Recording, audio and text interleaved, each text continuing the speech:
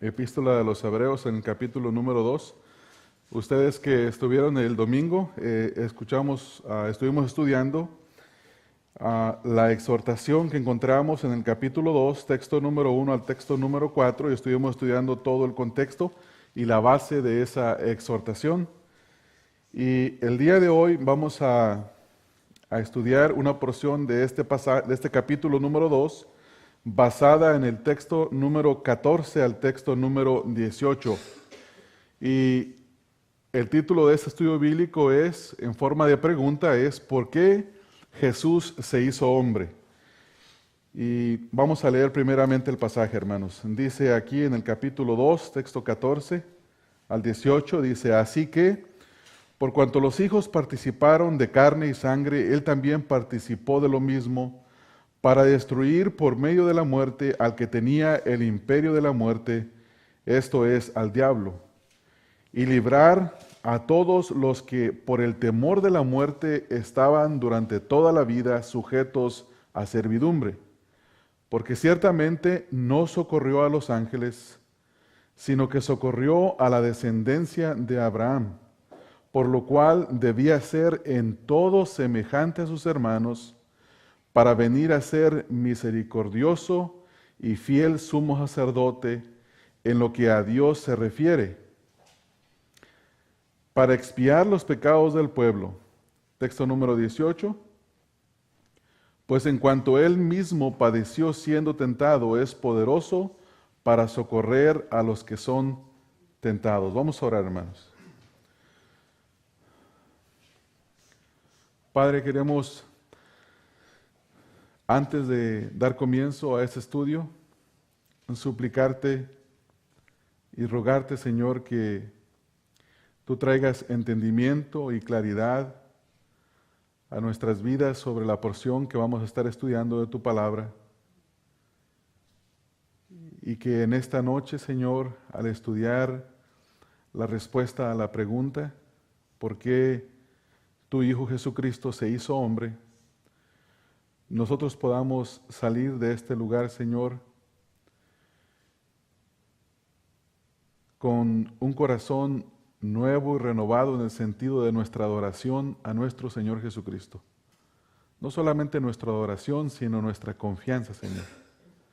Confiar en nuestro Señor como quien es Él, Señor, nuestro mediador entre tú y nosotros, Padre. El único que nos ha garantizado la entrada a tu lugar santo, Padre. Jesús como sumo sacerdote, quien nos da el acceso a tu presencia, Señor. Y abre nuestro entendimiento, Señor. Renueva nuestra mente, Señor, para venir al conocimiento y a la gracia de nuestro Señor Jesucristo de una manera más amplia, Señor. Te ruego estas cosas, Padre, en el nombre de nuestro Señor Jesucristo. Amén. Quiero comenzar primeramente, hermanos, con una pequeña historia que tuvo lugar en el año de 1974. Yo tenía aproximadamente 10 años y fui testigo de un accidente automovilístico que tuvo lugar en el anillo periférico, así le llaman, la ciudad de Guadalajara. La ciudad de Guadalajara está rodeada por un periférico, una carretera muy grande. Y nosotros vivíamos, al menos yo me crié en un pueblo que estaba a las orillas de la ciudad. Y recuerdo que cuando presencié este accidente me acerqué a ver qué es lo que estaba pasando. Era una camioneta llena de la familia entera estaba en la camioneta y chocó contra un camión de carga. Como resultado de ese accidente hubo 3 muertos. Y a esa pequeña edad fue la primera vez que yo vi a una persona muerta, destrozada totalmente. Y recuerdo que fue una impresión tan grande para mí en el sentido de que parece que yo me di cuenta por primera vez que las personas morían y que una vez muertos no volvían. Y ese conocimiento me impactó tanto que desde ese momento continué viviendo con temor a la muerte y al mismo tiempo con un deseo de buscar cómo poder agradar a Dios, cómo justificarme delante de Dios, haciendo cosas como a la mayoría de nosotros nos enseñaron, que podemos hacer cosas para agradar a Dios. Entonces, ¿por qué cuento esta pequeña historia? Cuento esta pequeña historia por el tema que nosotros vamos a estar viendo. En este estudio de la palabra de Dios, en esta noche que tenemos frente a nosotros, vamos a estar observando especialmente el tema del temor y la esclavitud del cual hemos sido liberados. También prestaremos atención a la liberación de este temor y de esta esclavitud, y que es únicamente posible a través del arrepentimiento y la fe en nuestro Señor Jesucristo. Hay dos razones específicas que nos da este pasaje por las cuales el Señor Jesucristo se encarnó, se hizo carne, y las vamos a estudiar. La primera es que el Señor Jesucristo se encarnó para morir una muerte sustitutoria en nuestro lugar. Y la segunda es que el Señor Jesucristo se encarnó para ser nuestro mediador ante Dios y nosotros, y vivir en un constante auxilio de nuestras vidas. Son dos puntos, voy a volver a repetirlos. El primero, basado en los textos 14 al 16, es que el Señor Jesucristo se hizo hombre o se encarnó para morir una muerte sustitutoria en nuestro lugar.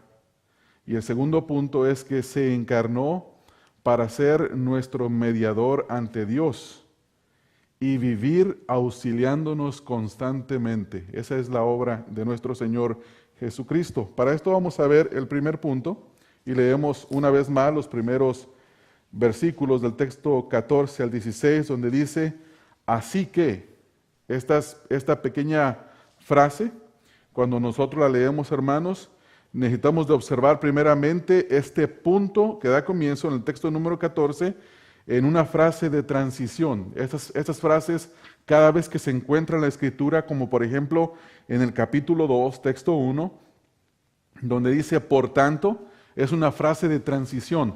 Quiere decir que tiene relación con lo que acaba de decir y también tiene relación con lo que va a decir enseguida. Entonces tenemos la frase aquí en el texto 14 donde dice, así que. Esta frase se relaciona directamente con el contexto que tenemos nosotros en todo el capítulo número 1 y capítulo número 2, donde nosotros estudiamos en la semana pasada, por ejemplo el domingo, comenzamos desde el capítulo número 1, donde el escritor de Hebreos ha dicho que Dios habló a los padres por medio de los profetas y que ahora en estos tiempos nos ha hablado por medio del Hijo, capítulo número 1, texto número 1 y texto número 2. Enseguida el escritor pasa a dar una descripción de quién es Él hizo y de qué cosas, de quién es el Hijo y qué cosas ha hecho. Por ejemplo, encontramos en primer lugar que el Señor Jesucristo, de acuerdo al texto número 3, texto número 2, perdón, es el heredero de todas las cosas. En el mismo final del texto 2 nos dice que el Señor Jesucristo es el creador de todas las cosas porque dice hizo el universo. Y en el texto número 3 nos dice que el Señor Jesús es el resplandor, la gloria y la imagen misma de la sustancia de Dios. Es el mismo Dios. Y luego el mismo texto 3 nos dice que Él es el sustentador de todas las cosas y que las sustenta con el poder de su palabra. Y luego después, enseguida, para finalizar el texto número 3, nos dice, habiendo efectuado la purificación de nuestros pecados por medio de sí mismo, se sentó a la diestra de la majestad en las alturas. ¿Qué quiere decir esto? Que Jesucristo es nuestro Salvador. Entonces describe al Señor Jesucristo, en primer lugar, como el heredero, como el creador del universo, como el resplandor de la gloria de Dios, la imagen de su sustancia, como el sustentador de todas las cosas. Y por último nos dice que el Señor Jesucristo es nuestro Redentor. Texto número 4, por esta razón, dice la Escritura que el Señor Jesucristo es superior a los ángeles. Entonces, el tema del capítulo 1 y capítulo 2, y en realidad todo el libro de Hebreos, es la supremacía de Cristo. El Señor Jesús es supremo, en este caso, sobre los profetas y sobre los ángeles. Y de ahí en adelante continúa desarrollando toda una instrucción sobre el Señor Jesucristo, su persona, sobre los ángeles. Y en el texto, en el capítulo 2, texto 1, trae la primera exhortación. Y la exhortación es que con más diligencia atendamos a las cosas que hemos oído. Y luego nos dice la razón. Porque si no atendemos a lo que hemos escuchado, entonces nos vamos a deslizar. Estudiamos el domingo que la palabra deslizar es una palabra de la náutica que significa aguas o corrientes peligrosas. Quiere decir que cuando uno no pone atención a la palabra de Dios con diligencia, entonces el peligro que corre es ser arrastrado por el error, por aguas peligrosas que son las aguas del error. Y ahí vienen todas las exhortaciones hasta que llegamos al texto número 14 y encontramos la frase que dice, así que. Esta frase, ya la explicamos, es una frase de transición. Después de hacer esta frase de transición, nos vamos a nuestro primer punto, y es el por qué el Señor Jesucristo se encarnó, y Él se encarnó para morir una muerte sustitutoria por nosotros. Nos dice lo siguiente, dice, así que, y vea la siguiente frase, por cuanto los hijos participaron de carne y sangre. ¿Qué quiere decir esto? Nos dice que los humanos somos hechos de sangre y de carne, y eso nadie lo puede negar. Absolutamente nadie lo puede negar. Sin embargo, hay una palabra que está ligada en esa frase, dice, por cuanto los hijos. Los hijos, en el contexto, de acuerdo a lo que hemos visto, en el texto número 12, por ejemplo, se refiere a todos aquellos a quienes el Señor ha salvado y habrá de salvar. Texto 12, dice, diciendo, anunciaré a mis hermanos tu nombre. Esto es la obra del Señor Jesucristo. Anunciaré a mis hermanos tu nombre, en medio de la congregación te alabaré, y otra vez yo confiaré en él, y de nuevo, he aquí, yo y los hijos que Dios me dio. Entonces, los hijos específicamente se refiere a todo aquel que ha creído en el Señor Jesucristo. Y dice que estos que creyeron en el Señor Jesucristo son hombres y mujeres de sangre y de carne. Nosotros vemos el orden que aquí en la frase dice de carne y sangre, sin embargo, en el original es sangre y carne. Y esta frase es muy importante porque nos da a entender que nosotros, por cuanto somos de carne y sangre, tenemos un origen. Y de acuerdo a la Escritura, el origen nuestro, de nuestros primeros padres, es el de Adán y el de Eva. Sabemos la historia de nuestros padres que cayeron en transgresión y por cuanto ellos pecaron, de ahí en adelante toda la raza humana incurrió en transgresión y conocemos nuestra verdadera condición. Nuestra verdadera condición es que somos pecadores, que no estamos capacitados para agradar a Dios, ni para buscar a Dios, ni para hacer ninguna de las cosas que a Dios le agrada. Esa es nuestra condición como humanos, en nuestra carne y en nuestra sangre. Una condición caída, la cual no se puede regenerar a sí misma. No tenemos ninguna oportunidad de salvarnos a nosotros mismos, por cuanto no hay nada en nosotros que nos pueda ayudar para salvarnos, para justificarnos delante de Dios. Por eso, la razón por la cual el Señor Jesucristo se hizo de carne y de sangre fue para poder morir por nosotros, para poder morir nuestra muerte. Es decir, una muerte sustitutoria. Y esto es lo que este texto está enseñando. Dice el texto, por cuanto los hijos participaron de carne y sangre. Enseguida dice, Él también participó de lo mismo. ¿Qué quiere decir? Él se encarnó. La Escritura nos dice que el Señor Jesucristo nació de una virgen llamada María, ya había sido profetizado por el profeta Isaías y otros profetas, nació de esta virgen, vivió una vida en la cual sufrió igual que cualquier hombre. Tuvo hambre, tuvo sed, tuvo necesidad de comer, tuvo cansancio, tuvo aflicciones, tuvo padecimientos. Entonces, Él participó en su encarnación de lo mismo que cada uno de nosotros somos partícipes. En todo semejante a nosotros, pero con una gran excepción. sin pecado. Así dice la Escritura.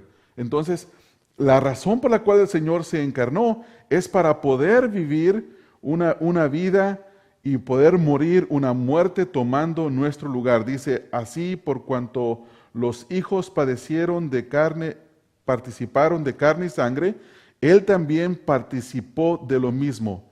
E inmediatamente en el texto nos dice el por qué participó de lo mismo. ¿Por qué murió? ¿Cuáles fueron los efectos de la muerte de nuestro Señor Jesucristo? Y cuando digo efectos me refiero a logros, a cosas, las cosas que Él logró con su muerte.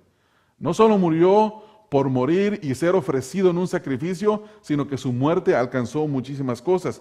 Pero antes de ver los efectos de la muerte del Señor Jesucristo, necesitamos de entender lo que la Escritura dice y ver algunas referencias. Por ejemplo, la primera en Isaías 7:14, con referencia a la profecía de que Él habría de nacer y de ser, de encarnarse. Isaías capítulo número 7, texto 14, dice, por tanto, el Señor mismo os dará señal, he aquí que la Virgen concebirá y dará a luz un hijo y llamará su nombre Emmanuel. Y sabemos que que el nombre Emmanuel significa Dios con nosotros.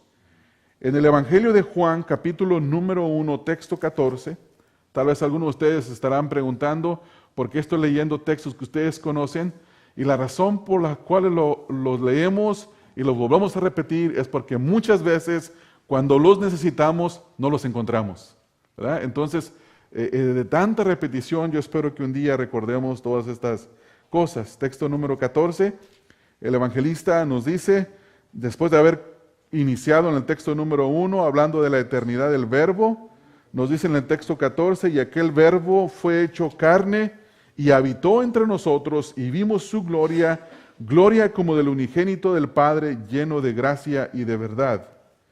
En el libro de Gálatas, la epístola del apóstol Pablo a los Gálatas, en el capítulo número 4, texto número 4, dice, pero cuando vino el cumplimiento del tiempo, es decir, la profecía de Isaías capítulo 7, texto 14, cuando se tenía que cumplir, cuando vino el cumplimiento del tiempo, Dios envió a su Hijo, nacido de mujer y nacido bajo la ley. ¿Qué quiere decir esto? Lo hizo participante de carne y de sangre. Se hizo semejante a nosotros.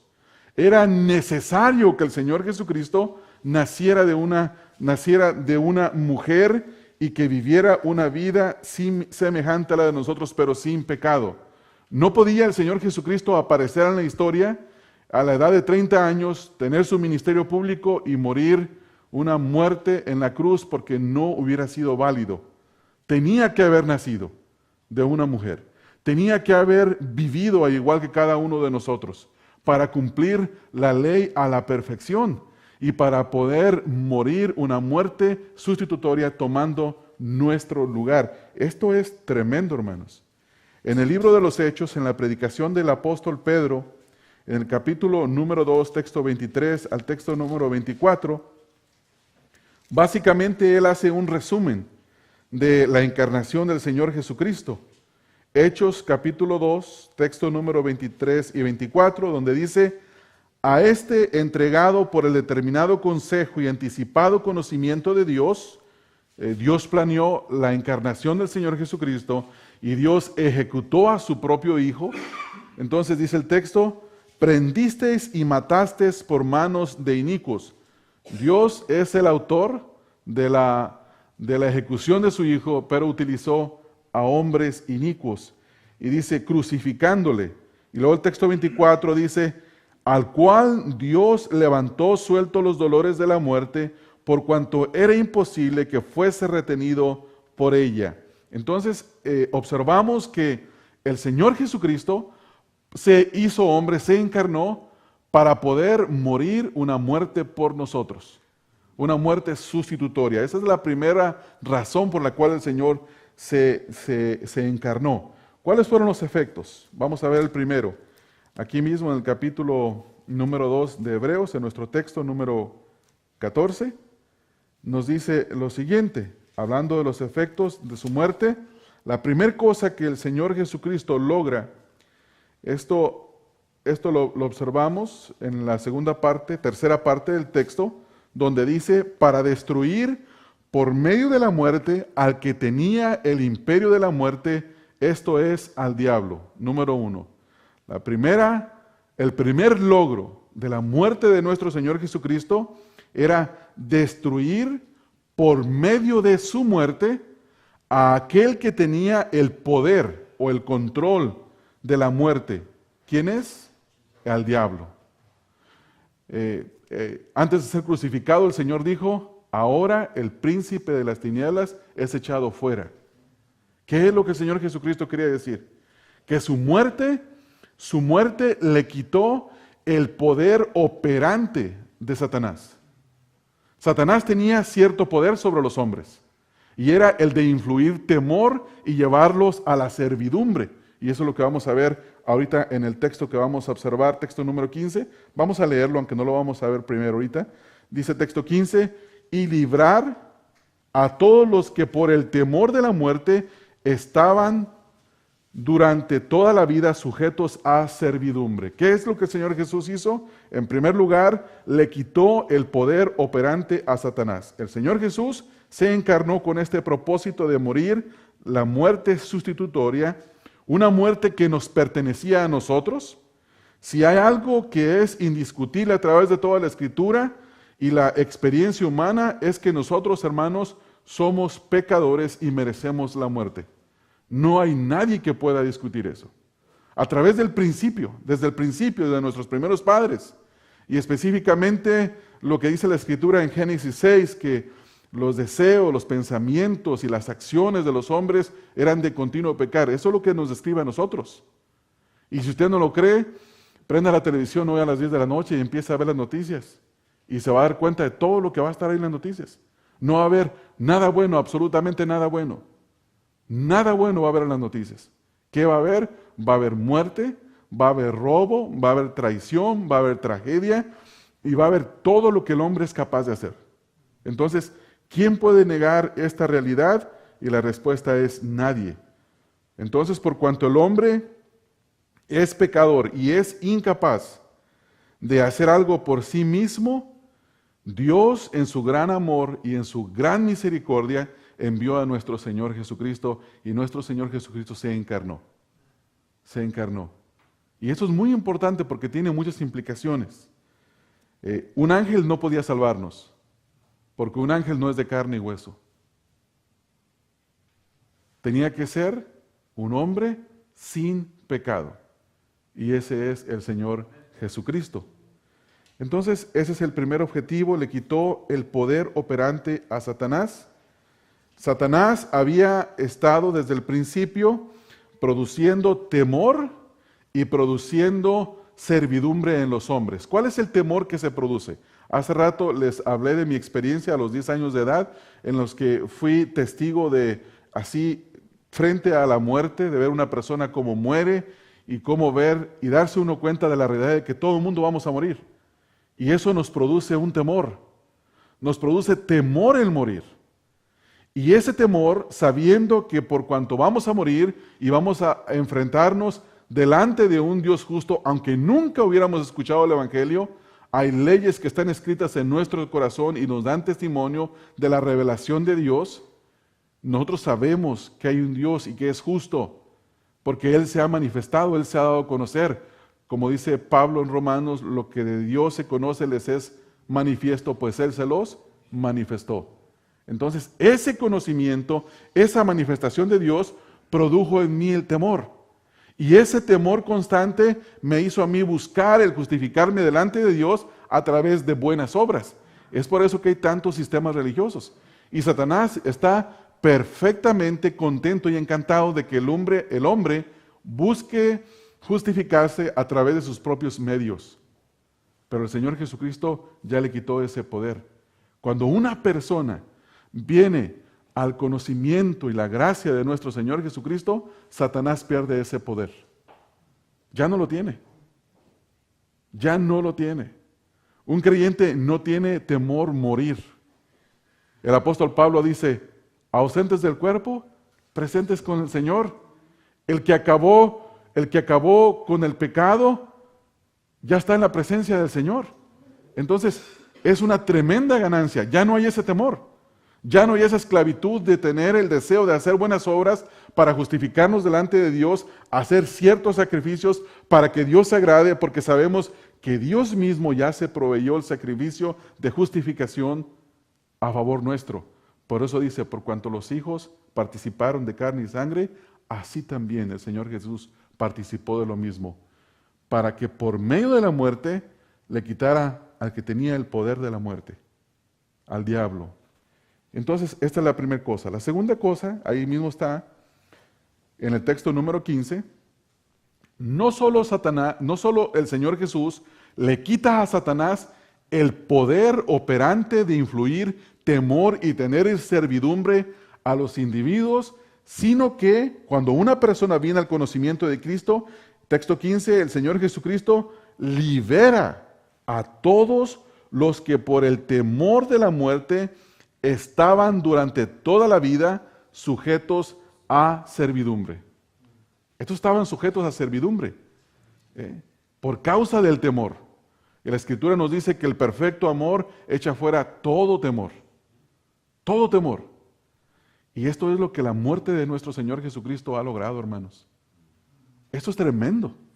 Esto es algo para que nosotros esta noche podamos darle gloria a Dios. Gracias, Señor Jesús, por haber nacido de una virgen, de una mujer, por haberte encarnado, por haber vivido una vida de sufrimientos, de aflicciones, de pruebas, de perseverancia y morir una muerte sustitutoria, es decir, morir por mí. Él murió mi muerte. La Escritura dice, la paga del pecado es muerte, y el que sufrió la muerte fue Cristo Jesús. Por lo tanto, yo puedo decir el día de hoy, Cristo murió mi muerte. Y ese es el primer propósito por el cual Él se encarnó. Y trajo liberación del temor que Satanás producía, y ya no estamos más sujetos a servidumbre. ¿Verdad que no, hermanos? Ahora lo que hacemos, lo hacemos por amor al Señor Jesucristo. Ya no hacemos buenas obras para justificarnos delante de Él. Todo lo que hacemos son obras que Él preparó de antemano para que nosotros anduviéramos en ellas. Y el propósito de esas obras tienen el propósito de glorificar su nombre, no de justificarnos delante de Él. Ya no estamos sujetos a servidumbre. Amén. Esto es tremendo. Segundo propósito de la encarnación del Señor Jesucristo. El segundo propósito lo encontramos, bueno, antes de llegar al segundo, déjeme explicar el texto 16, es muy importante. En el texto 16 dice, porque ciertamente no socorrió a los ángeles. ¿Qué significa esa frase? Dice, ciertamente no socorrió a los ángeles. ¿Por qué el Señor Jesucristo no redimió a los ángeles? Y la pregunta es, ¿a qué ángeles? ¿Hay ángeles que necesitan redención? Y la respuesta es sí, pero no la tienen.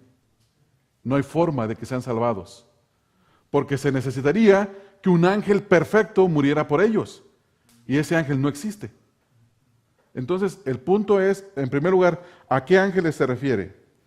Estos ángeles son los que se mencionan, los que menciona el apóstol Pedro. Dice que son ángeles que están en prisiones de oscuridad. En el momento en que pecaron y transgredieron contra Dios, fueron puestos en prisiones de oscuridad y no están sueltos, hermanos. Están en prisiones de oscuridad porque fueron ángeles, de acuerdo a lo que dice la Escritura en Génesis. Esta es una posición que yo creo que ya le expliqué una vez, que llegué a este entendimiento, y esta es mi posición en cuanto al tema ahora, de que estos ángeles son los ángeles que se mencionan en Génesis, donde dice, y los hijos de Dios tomaron de las hijas de los hombres, y nació una generación de gigantes. ¿Cuál es el propósito de estos ángeles? Crear una raza irredimible. Si se hace la mezcla de un ángel, ángeles que podían tomar cuerpo y mezclarse con una hija de un hombre, entonces ¿qué eran? ¿Eran 100% hombres? No, era una mezcla de ángel y de hombre. Entonces era una raza irredimible. Bueno, cuando llega el diluvio, la Escritura dice que el Señor borra todo, destruye todo, ¿y qué es lo que hace? Acaba con el plan de esos ángeles perversos. Esos ángeles perversos son puestos en prisiones de oscuridad. Por eso la Escritura dice que cuando el Señor Jesucristo resucitó, descendió a las partes más bajas del infierno. Y no fue a predicarles para salvación a los que estaban, a estos ángeles. No fue a predicarles salvación. Fue a mostrarse como resucitado y diciéndoles: el plan que ustedes tuvieron en el pasado no tuvo éxito, pero mi plan de redimir a la humanidad sí lo ha tenido. Entonces es un tema que tal vez requiere un tiempo específico, pero no podemos tomarlo porque no nos permite el tiempo. En otra ocasión lo vamos a estudiar. Texto 16, primera dice: porque ciertamente no socorrió a los ángeles, sino que socorrió, ¿a quiénes, hermanos? A la descendencia de Abraham. ¿Qué significa esta palabra? Esta frase, a la descendencia de Abraham. La primera pregunta que siempre hacemos es: ¿el Señor Jesucristo murió por todos los hombres? No. ¿Verdad? Es una buena pregunta, que no vamos a responderla hoy. No, o sea, me refiero a estudiarla. Aquí el texto me dice a mí que el Señor Jesucristo socorrió a la descendencia de Abraham. ¿Quién es la descendencia de Abraham de acuerdo a la explicación que el apóstol Pablo da en Gálatas, hermanos? Sí. Los espirituales, los de la fe, los que tienen una fe semejante a la de Abraham. No se refiere a la genealogía de Abraham, a los judíos, a los hijos de carne y sangre, no se refiere a ellos, sino que se refiere a todos aquellos que, como nosotros hemos creído y tenemos una fe similar a la de ¿quién? A la de Abraham. Por lo tanto, Él es nuestro Padre. Entonces, si este texto 16 nos dice que socorrió a los de la descendencia de Abraham, y la descendencia de Abraham son únicamente aquellos que han creído en el Señor Jesucristo, entonces la respuesta es: no murió por todos los hombres. Eso es lógico por lo que dice el texto. Ahora sí vamos a dejar ese tema, porque nos tomaría mucho tiempo. Y vamos al segundo punto ahora sí, hermanos. En ese segundo punto, quiero ver lo que nos dice en cuanto a lo que vamos a estudiar, el por qué el Señor Jesucristo se encarnó. La segunda respuesta a esta primera pregunta, ¿por qué el Señor Jesucristo se hizo hombre o se encarnó?, es que se encarnó para ser un misericordioso y fiel mediador entre Dios y nosotros. Primera cosa, ¿de dónde saco yo esta frase? Si leemos el texto 17 y 18, encontramos las palabras. Dice: por lo cual debía ser en todo semejante a sus hermanos. Número 1. Número 2, para venir a ser, ¿qué, hermanos? Misericordioso y fiel sumo sacerdote en lo que a Dios se refiere, para expiar los pecados del pueblo. Y luego el texto 18 dice: pues en cuanto él mismo padeció siendo tentado, es poderoso para socorrer a los que son tentados.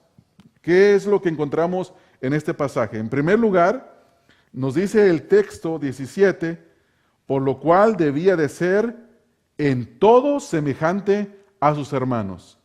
Ya hemos visto brevemente lo que eso significa, pero queremos expander un poco más. Hermanos, en este versículo el escritor de Hebreos está explicando la necesidad que el Señor Jesucristo tenía de ser semejante a cada uno de nosotros, los que hemos sido salvados, para poder morir por cada uno de nosotros, poder morir esta muerte sustitutoria y poder expiar nuestros pecados.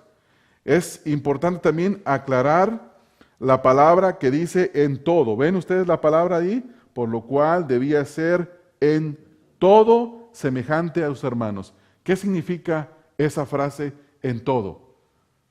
¿Qué creen ustedes que significa, hermanos? ¿Importa lo que ustedes creen que significa? ¿Importa lo que yo creo que significa? ¿O dejamos que la Escritura explique lo que significa?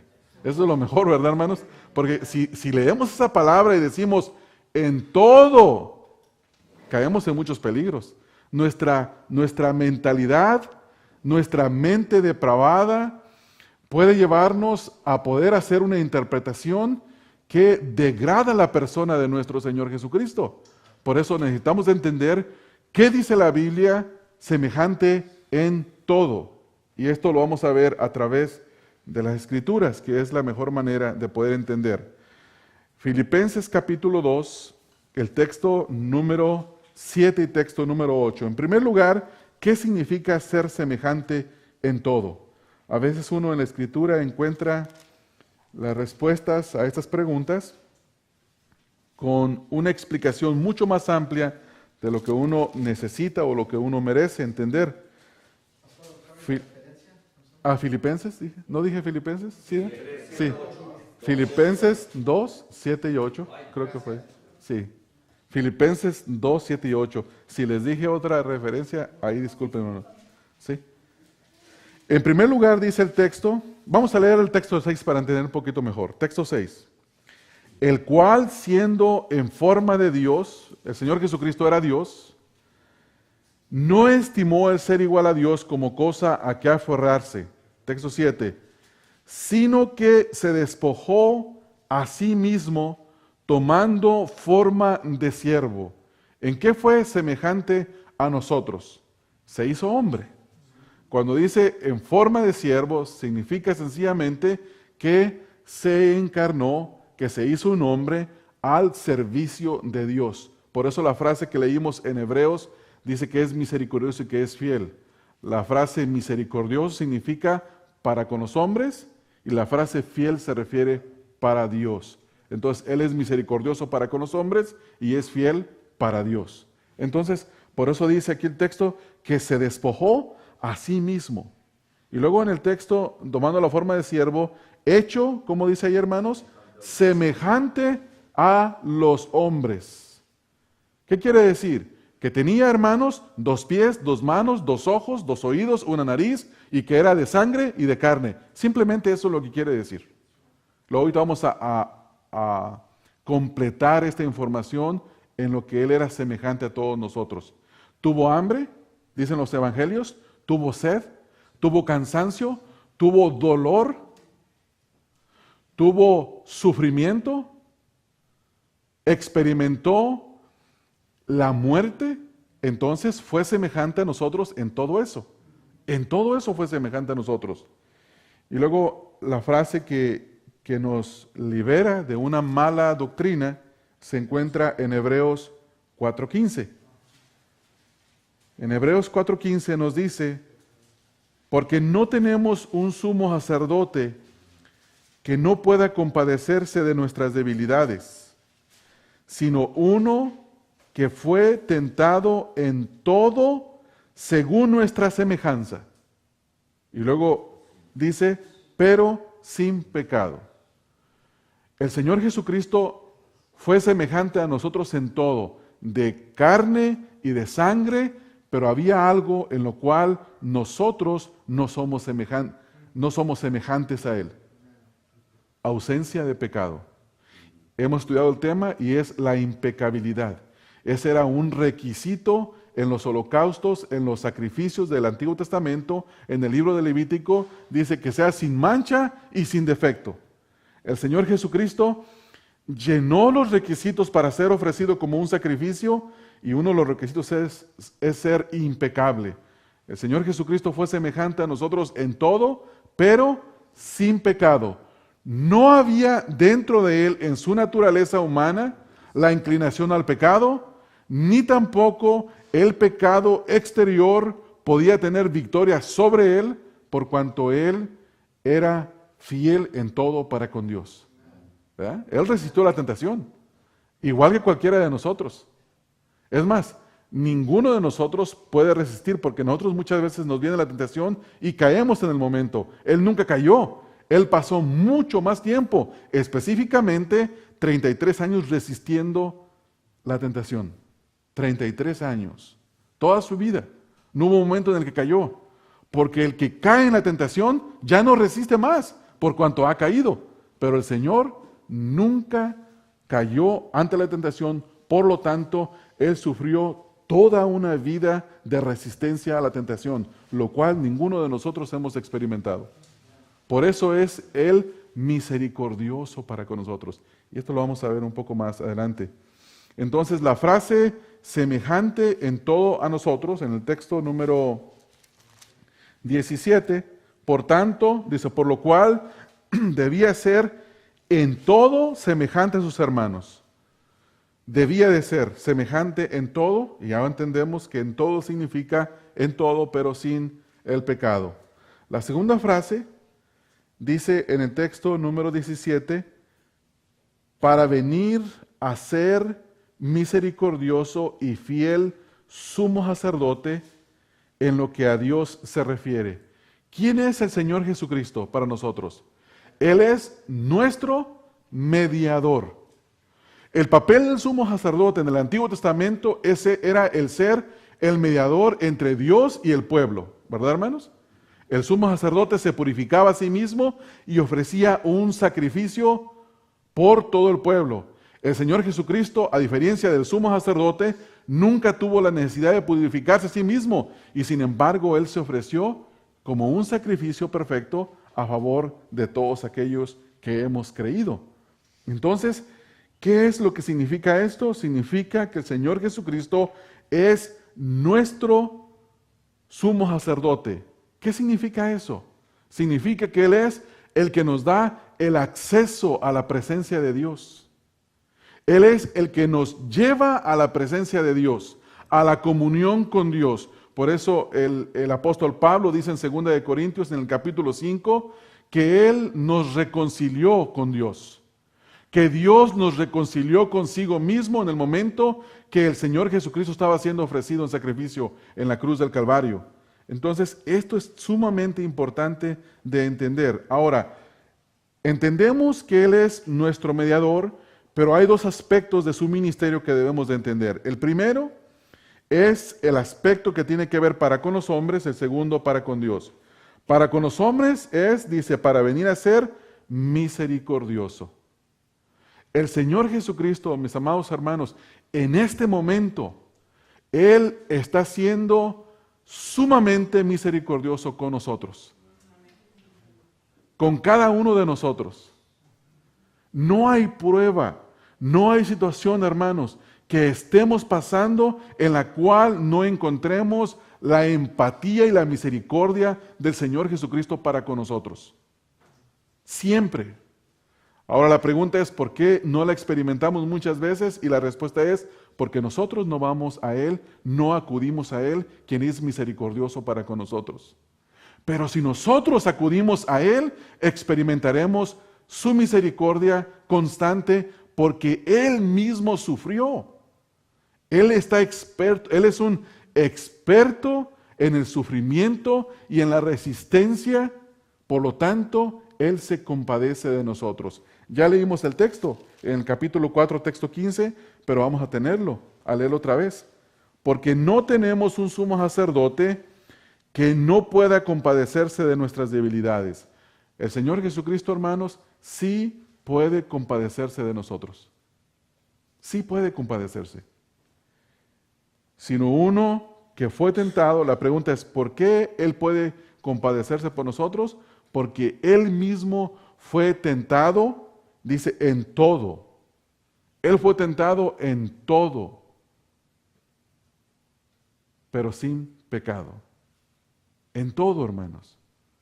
Alguien puede decir, no, es que Jesús, como nunca tuvo una mujer, Él no entiende la situación que yo estoy pasando con mi esposa. No, sí la entiende. Sí la entiende. Con mis hijos, Él no tuvo hijos, no me puede entender lo que yo paso con mis hijos. Sí lo entiende, hermanos. Sí lo entiende. Es que Él no tuvo, no sé qué otra cosa no tuvo. Pero el Señor Jesucristo, Él es sumamente empático para con nosotros. Él siempre, siempre tiene el deseo de ser misericordioso. Él puede ser misericordioso, extremadamente misericordioso. Por eso nosotros tenemos que ir a Él. Y ahí está la instrucción en el 16, lo que usted está diciendo. Sí, Tienen que ir a Él. sí. Entonces, hermanos, vemos esto y nosotros vemos por qué el Señor Jesucristo es nuestro sumo sacerdote y la respuesta es porque Él es misericordioso para con nosotros.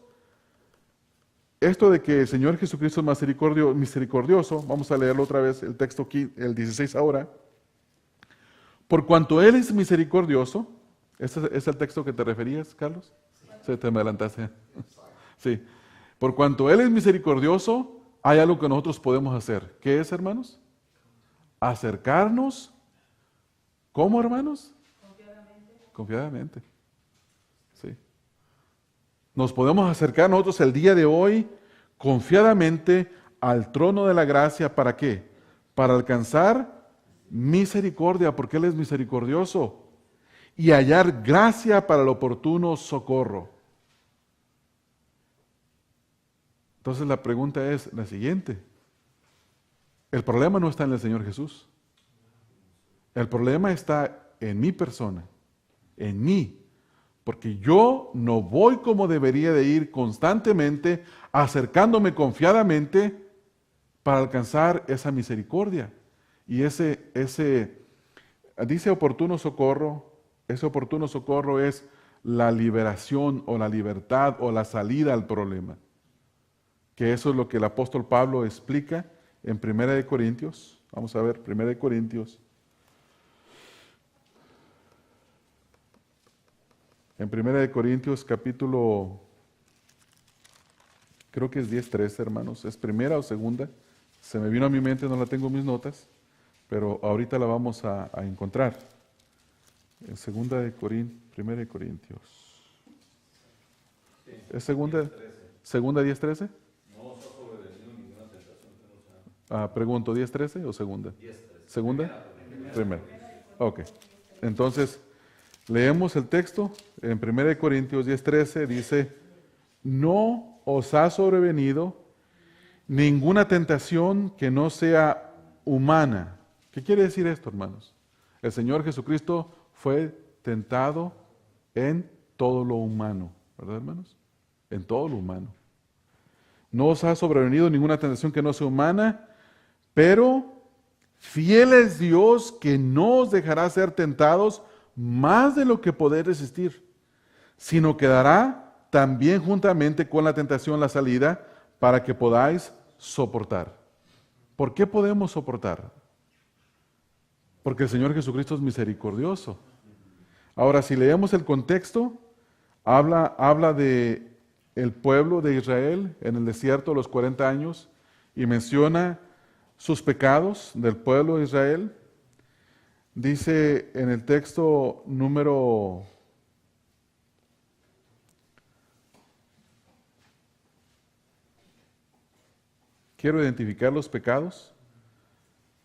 5, dice, pero de los demás de ellos no se agradó Dios, por lo cual quedaron postrados en el desierto, mas estas cosas sucedieron como ejemplo para nosotros, para que no, número 1, codiciemos cosas malas, como ellos codiciaron. Número 2, no seáis idólatras, como algunos de ellos, según está escrito, se sentó el pueblo a comer y a beber y se levantó a jugar. Número 3, texto 8, ni forniquemos, como algunos de ellos fornicaron y cayeron en un día 23,000, ni tentemos al Señor. Y luego texto número 9, ni murmuremos. ¿Cuántos pecados hay aquí, hermanos, descritos? No ser idólatras, texto 7, ¿verdad? No codiciar, texto 6. Ellos codiciaron, texto 7, ellos fueron idólatras. Texto número 8, ellos fueron fornicarios. Número 9, ellos tentaron al Señor. Y número 10, ellos murmuraron.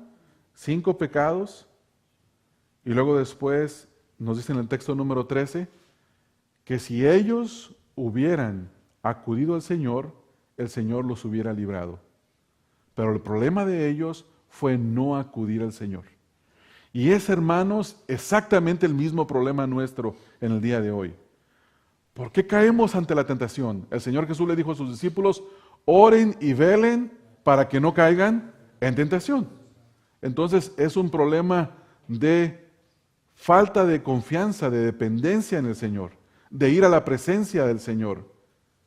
¿Qué conocimiento estamos agarrando en esta noche, hermanos? Que el Señor Jesucristo murió nuestra muerte y vivió nuestra vida. Ese es básicamente el segundo punto. Murió nuestra muerte, tomó nuestro lugar, pero también vivió una vida perfecta y en esa vida perfecta tuvo victoria. Por lo tanto, yo no voy a ser juzgado en el día del juicio porque tengo vida eterna en Cristo, y en esta vida puedo vivir una vida porque tengo un sumo sacerdote que es misericordioso para conmigo, y esto nos lleva a nuestro segundo punto ahí. Podemos confiar en Él porque Él es fiel en todo. Dice el texto que acabamos de leer en Hebreos capítulo número 2, texto número 17, dice: a ser misericordioso y fiel sumo sacerdote en lo que a Dios se refiere. ¿Para qué? Para expiar los pecados del pueblo.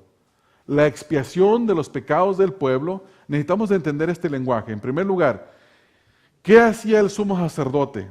Expiaba los pecados del pueblo, ofrecía el sacrificio que expiaba los pecados del pueblo. Una vez al año entraba en el lugar santísimo, después de haber hecho los sacrificios, para estar en la presencia de Dios, y lo hacían a favor de todo el pueblo. Pero esto era algo que constantemente se tenía que estar haciendo. Ahora, el Señor Jesucristo fue ofrecido una sola vez, eso lo entendemos perfectamente. Pero también lo que entendemos perfectamente es lo que dice 1 de Juan. Si pecamos, abogado tenemos para con el Padre. El Señor Jesucristo sigue intercediendo por nosotros. Si confesamos nuestros pecados, Él es fiel y justo para perdonar nuestros pecados y limpiarnos de toda maldad. Y en el texto número 17 nos dice que Él fue fiel. El Señor Jesucristo es y ha sido fiel, siempre ha sido fiel en todo lo que el Padre le encargó hacer. Ustedes se recuerdan lo que el Señor Jesús dijo: ¿quién te trajo de comer? Y dijo: yo tengo una comida. ¿Cuál era su comida, hermanos? Hacer la voluntad de aquel que lo había enviado. ¿Qué quiere decir eso, hermanos? Que Él fue fiel. Él fue fiel. En su oración, antes de morir en la cruz del Calvario, Él dijo: si es posible, aparta de mí esta copa, pero no se haga mi voluntad, sino la tuya. ¿Por qué? Porque Él es fiel. Siempre ha sido fiel. Por eso podemos confiar en Él, porque Él es fiel. Y esto nos lleva a entender que Él se encarnó, vivió una vida perfecta, triunfó sobre el pecado, la muerte y Satanás, y como prueba de todo esto, ahora mismo Él vive para interceder por nosotros, sentado a la diestra del Padre, hermanos. En este preciso momento, en lo que nosotros estamos estudiando la palabra, acerca de su obra, acerca de su sacrificio, acerca de la razón por la cual Él se encarnó, en este momento Él está sentado a la diestra del Padre, sigue siendo misericordioso y sigue siendo fiel. Sigue siendo misericordioso y fiel. Entonces nosotros podemos confiar en Él, podemos tener esperanza en Él. El apóstol Pablo dice que por la muerte de nuestro Señor Jesucristo fuimos reconciliados para con Dios, y que ahora mucho más por su vida seremos salvos. Vamos a ver algunas referencias bíblicas. Romanos 5:10 y 2 de Corintios 18:21 y Efesios 2:16. Primeramente Romanos, hermanos, capítulo número 5, texto número 10. Nos dice el apóstol Pablo: porque si siendo enemigos fuimos reconciliados con Dios por la muerte de su Hijo. Note que está diciendo lo mismo que está diciendo el autor de Hebreos. El Señor Jesucristo murió nuestra muerte, y eso ganó nuestra justificación delante de Dios. Y en segundo lugar, mire lo que dice, que Él es nuestro intercesor. Dice: porque si siendo enemigos fuimos reconciliados con Dios por la muerte de su Hijo, mucho más, estando reconciliados, seremos salvos. ¿Por quién? Por la vida del Señor Jesucristo. Porque Él vive, porque está intercediendo por nosotros. Segunda de Corintios 5, 18 al 21.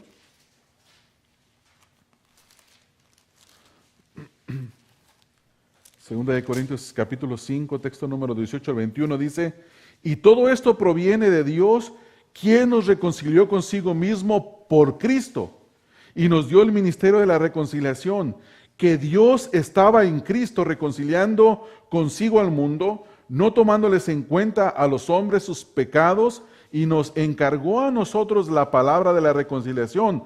Así que somos embajadores en nombre de Cristo, como si Dios rogase por medio de nosotros. Os rogamos en nombre de Cristo, reconciliaos con Dios. Al que no conoció pecado, por nosotros lo hizo pecado, para que nosotros fuésemos hechos justicia de Dios en él.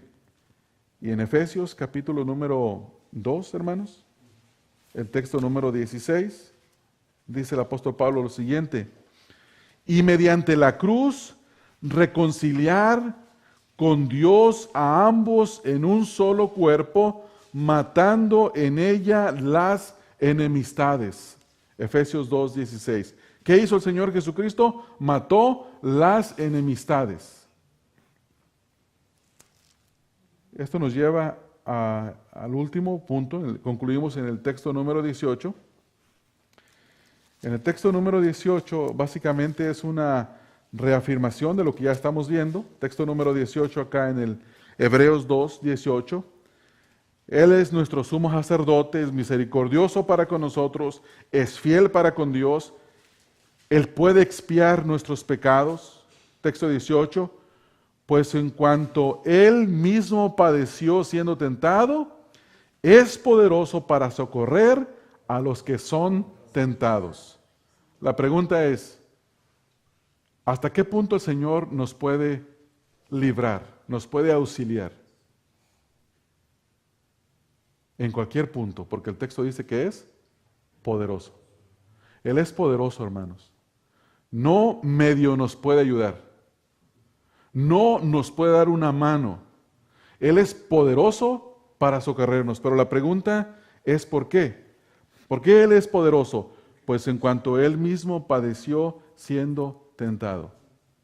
Él padeció siendo tentado. Concluimos entonces con este versículo 18, donde se nos da la razón por el cual Él es poderoso para socorrer a los que somos tentados.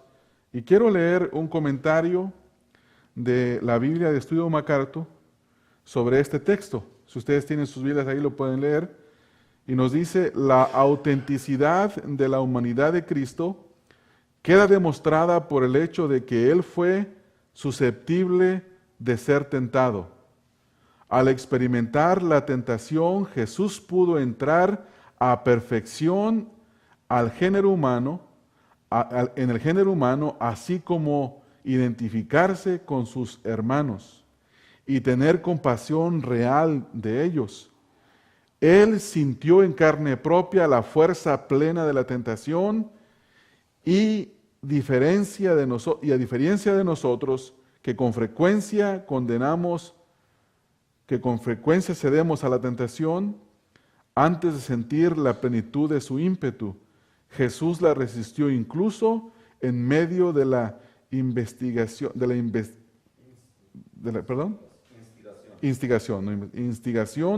más fuerte. ¿Cómo termina ahí, Rodolfo? ¿Más fuerte? Para ceder, sí. Entonces, ¿qué fue lo que el Señor Jesús hizo, hermanos? Él sí resistió.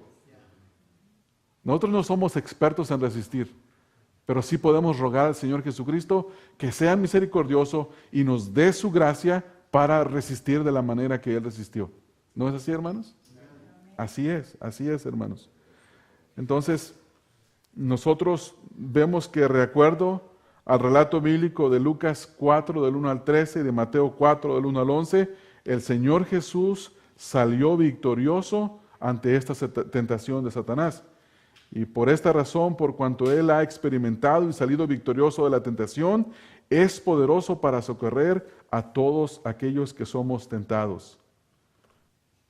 Concluimos, hermanos, respondiendo a esta pregunta, que fue, ¿por qué el Señor Jesús se hizo hombre o por qué se encarnó? Las dos razones por las que el Señor Jesucristo se encarnó son las siguientes. Número 1, se encarnó para morir una muerte sustitutoria en nuestro lugar. Es decir, Él murió mi muerte. Número 2, se encarnó para ser nuestro mediador ante Dios y vivir auxiliándonos. Es decir, Él vivió nuestra vida. Por eso es que delante del Señor somos agradables. Porque se nos imputó su muerte y se nos imputó su vida. Perfecta, ¿verdad? El Señor nos ve y nos ve justificados por la muerte de Cristo. Y nos ve perfectos por la vida de Cristo. Por eso se encarnó. Esa es la razón de la encarnación. ¿Por qué creen que el apóstol Juan peleaba con los gnósticos que decían, Jesucristo vino en espíritu?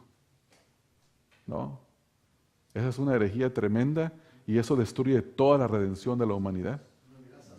Sí, no hubiera salvación, no hubiera sido posible.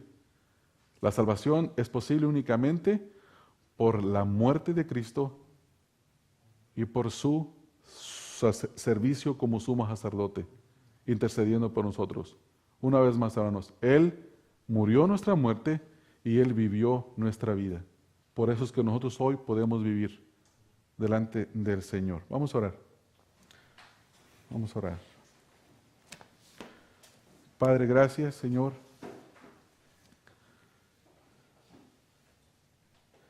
Señor, gracias porque somos indignos de escuchar estas verdades, Señor. Ni siquiera somos dignos de escucharlas, Señor. Cuanto más, Señor, el poder experimentarlas, Padre. Gracias, Señor Jesús, porque tú te encarnaste y moriste mi muerte y la muerte de cada uno de aquellos que son de la descendencia de Abraham, Señor. Gracias, Señor Jesús, por vivir nuestra vida y al vivirla eres poderoso para ser misericordioso con nosotros y fiel para con Dios.